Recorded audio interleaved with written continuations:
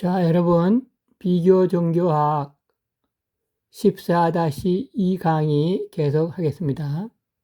신도교의 종류. 1번 각 가정에서 믿는 형식이 있고, 국가적으로 믿는 형식이 있고, 이래요. 자, 신도는 그동안은 국가의 일이었어요. 그래서 국가의 내무성, 신사국에 속하여 1945년까지, 그러니까 2차 세계대전에서 이제 패망하던, 그래서 1945년에 이제 우리나라 해방이 이루어졌잖아요. 그때까지 국가의 지원을 받았어요. 그러나 이제 그 이후에는 국가의 지원을 받아서는 안 되게끔 연합국 사령부에서 명령을 했죠. 자, 그러나 1945년 12월, 우리는 45년 8월에 해방이 됐죠. 12월 연합국 최고사령부에서 발표한 신도령에 의하면, 자, 신도는 민간적이고 개인적으로 믿는 것은 허락을 한다. 그리고 국가 신도는 정부에서 지원, 보전, 감독하기는 하는데, 이거를 국가적으로 지원을 해주는 그 저기를 확 줄였어요. 그러니까 여전히 국가의 지원을 받는 그 사당 관리비 같은 걸 지원해주는 그 사당이 있기는 있는데, 그러나 그거를 확 줄였고, 이제 원칙적으로는 그 천황, 황제의 개인, 말하자면 사적으로 그 경비를 충당하도록 이제 그렇게 조치가 됐죠. 자, 가정신도, 가정마다 중심되는 방의 선반에 소규모 신사 또는 가미다나를 설치해요. 그러니까 일본 사람들 가정에는 각 가정마다 이 신사를 모신 그 선반이 있어요. 그래서 거기에 뭐가 있냐면 거울이 있어요. 거울은 일본 사람들 그 신사에 해당하는 그 선반에 거울이 있는 거는 태양 여신 아마테라스를 상징하는 거예요. 그 여자들이 거울 보기 위해서 거울을 놓는 것이 아니라 태양 여신을 상징하는 거예요. 그리고 이제 신의 이름을 기록한 작은 패가 있고 주문지가 있고 꽃병들과 술병들이 있어요. 그래서 이 가정 단위별로 이제 그 종교 행위를 하도록 그렇게 되어 있는 거죠. 이런 가정 의례를 통해 가족을 한 단위로 결합시키고 민족을 사회적 유기체로 결집시키는 역할을 해왔고, 이거는 지금도 그렇게 하고 있어요. 매일 작은 컵에 차와 쌀을 담아 신사에 바치고 향을 피우고 머리가 마루에 닿도록 절을 하고 머리를 조아리며 앉아서 기도합니다. 그리고 이제 1년에 몇 번씩 가족에게 중요한 일이 있을 때는 옷과 음식을 바치기도 하는데, 많은 가정에선 그 신사와 함께, 신도교와 함께 부처도 섬겨요. 불교의 부처도. 그러니까 신사의 당과 부처의 선반이 별도로 있는, 그 경우 부처 선반을 별도로 마련해서 부처에게도 비슷한 헌물을 바칩니다. 종파신도, 그래가지고 종파신도는 창립자와 일정한 교리를 가지고 있어요. 물론 가정신도나 이런 데는 창립자도 없고 교리도 없죠. 또 신적 은사를 받은 전도자들을 종파신도에서는 훈련시키는 일도 해요. 그 종파는 142개래요. 꽤 많죠? 그중 가장 활동적인 종파가 천리교예요. 천리교. 우리나라에도 이 천리교의 그 포교 활동이 군데군데 있죠. 천리교는 1838년에 미키 나카야마라는 여자를 중심으로 창립되었는데, 이 여자는 41세에 계시를 받았대요. 그리고 신의 생신당이 되었다고 주장을 해요. 그녀는 자신이 물려받은 재산을 포기하고 가난한 생활을 함으로써 즐거움을 경험했다고 말합니다. 그러니까 일본 신도교의 한 종류인 종파 신도의 천리교가 그렇다는 거예요. 천리교 말고도 다른 종파들이 또 많이 있어요. 천리교는 신적 이성의 신인 델리 오노 미코토를 숭배한다. 그러니까 천은 하늘 천자고 리는 그 이성할 때 이예요. 이. 예. 그러니까 이성적인 신을 믿는 거예요. 이 종파의 구원관은 전세로부터 물려받은 실패, 탐욕, 증오, 분노 같은 영혼의 먼지들, 티끌들을 떨어버리는 거예요. 이거는 좀 불교의 냄새가 나죠. 불교에서 배워온 냄새가 나요. 이 먼지들은 언제 제거되냐? 델리 오노 믿고도 신적 이성의 신을 믿고 이성의 길을 따르면 제거된대요. 그리고 이렇게 되는 그 절정이 신과 연합하는 거예요.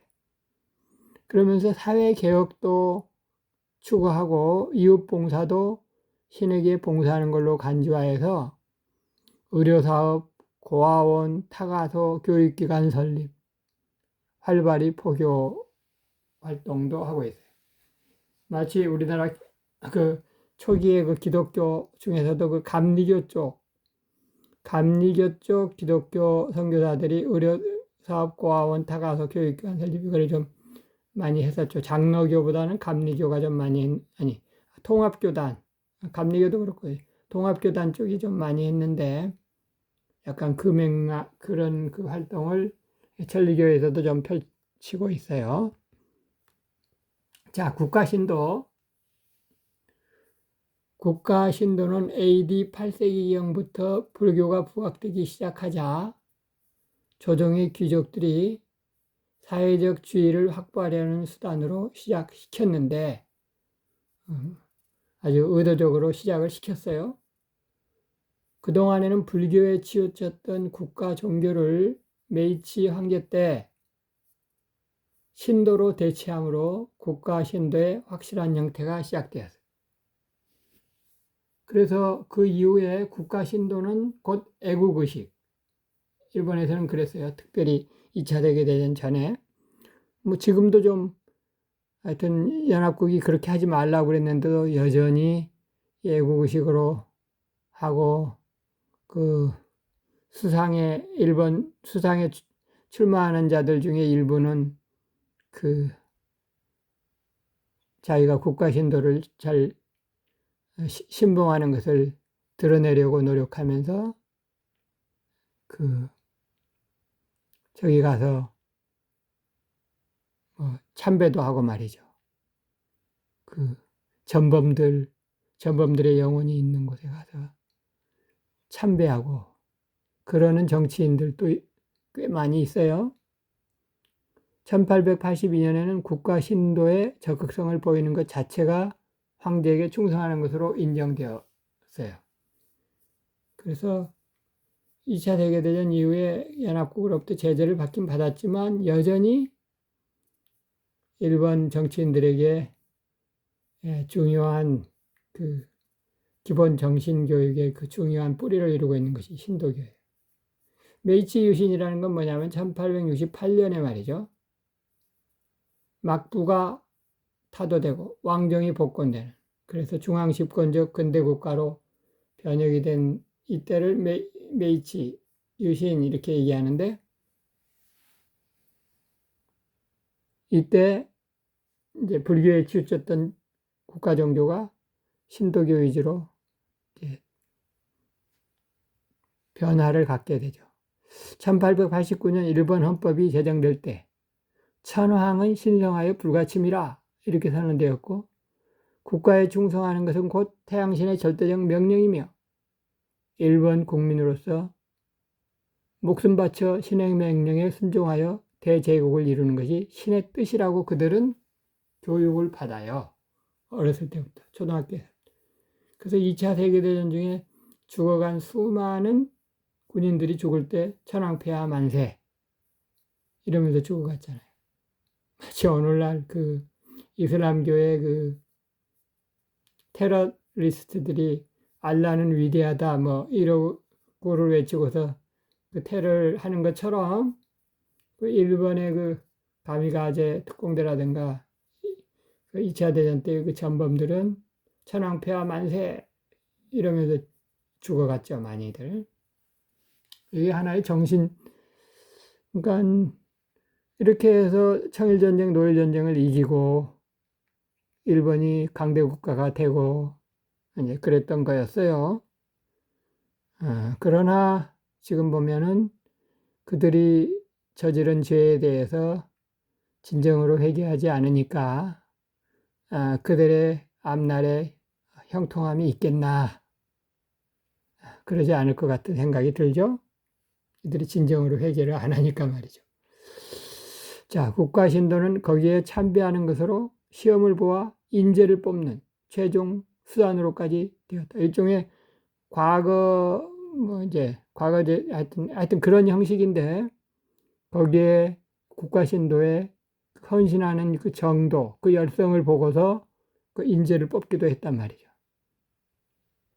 내무성 주관하에 정부에서 신관들을 지원하게 하고 임명도 했어요.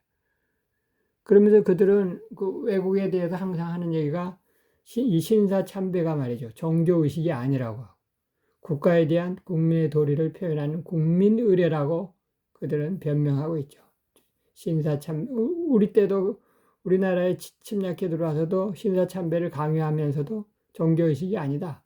국민의례다. 뭐 이러면서 그 종교단체, 기독교단체 지도자들을, 그 혼란케 하고 또는 억압하고, 그랬었죠. 자, 일본 국가의 세 가지 신사들. 그러니까 아까 그 앞에 PPT에서 보았던 그 세 가지 보물들이 있는 곳. 자, 보시면 이세의 대신궁. 이세의 대신궁은 그 태양여신 아마테라스가 있는 곳이에요. 이게 이제 제일 그 일본의 그 신도교의 그 여러 사당들 중에서도 제일 중요한 곳이 이세 대신궁인데 동경 남소 쪽에 있어요. 동경 남소 쪽 300 몇 킬로 정도 꽤 먼 곳이죠. 우리나라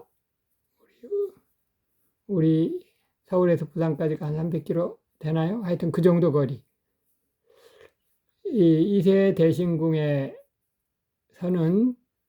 국가적으로 중요한 일들이 있을 때 황제가 그곳에 가가지고 신사 참배를 하면서 기도로 또는 조상들에게 이렇게 아뢰요. 황제가 그곳에서 신사 참배하고 외국과의 중요한 조약 체결이나 전쟁을 하려고 할 때 또 전쟁에 패배해서 혹은 지진 등 중대한 일들이 있을 때 일본 천황이 가서 그곳에서 그 조상신들에게 아뢰는 기도 장소. 이게 이제 제일 중요하다고 볼 수 있고 정부 관리들과 순례자들도 참배가 가능하긴 해요. 그리고 이제 메이치 신궁, 이제 메이치 황제 때 이래부터 그 천황들이 사는 곳, 천황과 그 배우자가 거처하는 곳. 자, 신년 아침이 되면 새해 아침이 되면 수많은 일본인들이 이 메이치 신궁에 이 신사를 방문해서 거기에서 그 앞에서 자기네들 소원을 빌기도 하고 그래요. 우리나라 사람들은 신년 되면 새해에 떠오르는 태양을 보기 위해서 동해안으로 많이 몰리잖아요. 태양이 떠오르는 동해안으로 몰려서 그 새해가 떠오르는 그 해를 보면서 이제 소원을 빌기도 하고 그러는데 이 사람들은 이 메이지 신궁에 와서 그 자기네들의 그 소원을 빌기도 하고 그래요. 그러니까 이런 의미에서는 종교죠, 종교. 종교적 깊이는 없어도 하여튼 종교적 행위들은 하는 거예요. 야스쿠니 신사. 이 야스쿠니 신사가 도쿄도 구단산 위에 있는데 이들은 일본인들에게 가르치기. 황제에게 생명을 바치는 자들은 가미들이 된다. 즉 신들이 된다. 그래서 그 영이 야스쿠니 신사에 거주하고 영원히 존경받는다고 가르쳐요. 그러니까 이 신도교의 그 영은 조상신들, 그다음에 그 많은 그 영들, 신들이 있는데 특별히 황제를 위해서 생명을 바친 자, 특별히 2차 세계대전 때 그런 자들이 많이 나왔잖아요. 그래서 전쟁 전사자들의 그 영령이 모셔진 곳이 야스쿠니 신사예요. 그 야스쿠니 신사에서 가서 참배하는 것을 일본인 정치인들은 물론 이제 그 각 정당의 그 강령에 따라서 그러지 않는 정당도 있지만 되게 요즘에는 그런 야스쿠니 신사에 가가지고 참배하고 우리 한국이나 중국으로부터 욕을 많이 먹는 그런 사람들이 또 일본인들 사이에서는 또 인기가 높아가지고 그런 사람들이 되게 당선되고 요즘 그런 시대예요. 어쨌든 그렇게 그 초등학교 때부터 청소년 때부터 이렇게 가르치고 그리고 전쟁이 나면 그렇게 황제를 위해서 목숨을 바치라고 가르치는 정신교육을 시키는 그 집단들이 이 신도교를 배경으로 한 일본인들이에요. 자, 2차 대전 전에 정부와 황실에 의해서 매년 신에 의에 대한 제사가 드려졌어요. 나라와 국민의 안전을 위한 기도도 올려졌어요. 그리고 메이지 복고 후에 메이지 유신 이후에 정부는 신도를 국교처럼 인정했고 천황을 가미처럼 숭상하는 대반포 운동을 전개했어요. 1889년에는 헌법이 제정됐는데 그 헌법에 신앙의 자유가 보장되어 있기는 해요. 그러나 사실 우선권은 신도에게 주어져요. 국민학교에서부터 신도가 가르쳐지고 국가 공휴일들은 주로 신도의 축제일과 관련이 있어요. 자, 1945년에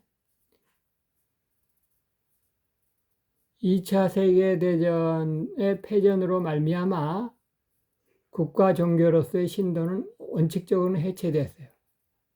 연합군 총사령관 메가더 장군의 명령으로 국가 종교로서의 신도는 해체됐어요. 즉 일본 신들의 패배죠. 그래서 천황이 행하던 국가 의식들도 그 이후 황실의 사적인 종교 간섭으로는 허락을 했어요. 그때까지 218개의 국립신사와 약 11만 개의 지역신사들이 있었는데 그로부터 12여 년이 지난 이후에 신사 수가 8만 개로 줄어들었어요. 그것들 대부분은 신사 본청에 속해 있기는 해요. 이 신도교의 신자 수를 약 6천만 명이라고 말하기도 하고 또는 일본 전 국민이 신도교의 신자다 이렇게 간주되기도 해요. 일본 전 국민이 1억 2,300만 명이에요. 우리나라 남한 인구가 5,200만 정도 되죠. 그러니까 일본 국민의 숫자는 우리 남한 인구의 한 2배가 조금 안 된다. 뭐 이렇게 생각하면 되겠고, 물론 일본 국민들 중에도 기독교인들도 있겠고, 또는 기독교 말고 불교 신자들 있겠죠.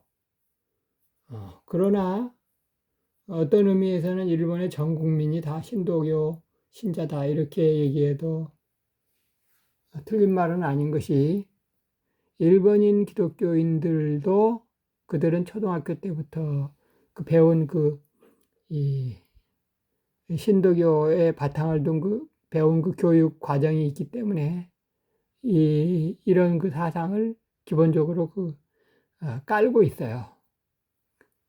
그러니까 일본 기독교든 또는 일본 불교도들 그들의 기본은 신도교가 깔려 있다 이렇게 말할 수 있어요.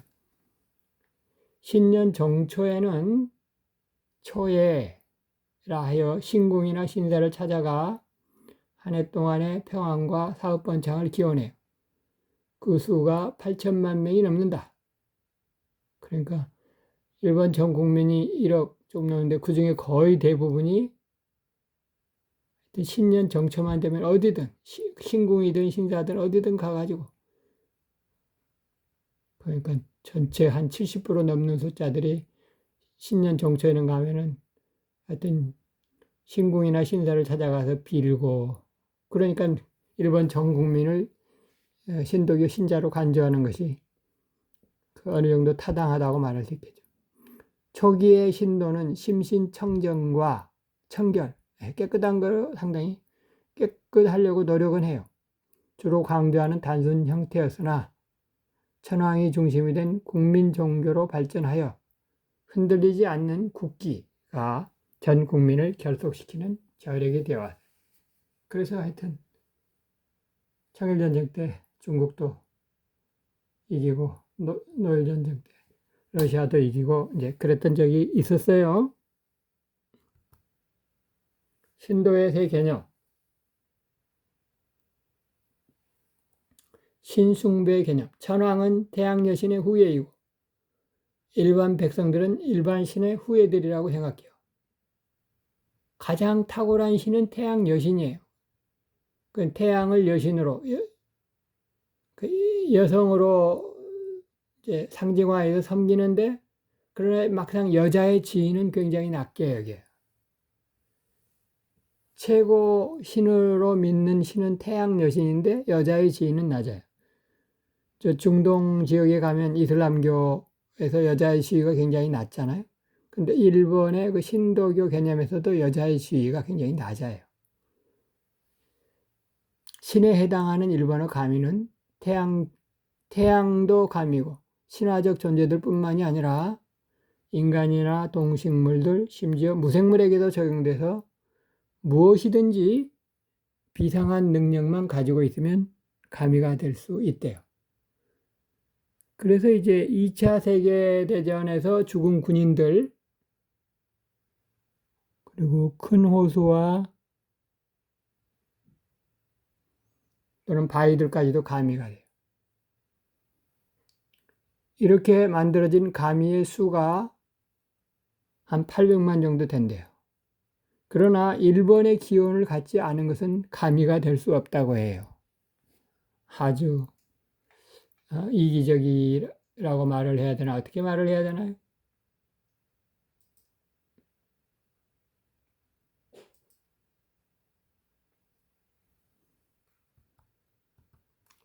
자, 일단 여기까지 하시고 우리 또 한 5분간 쉬었다가 계속하도록 하겠습니다.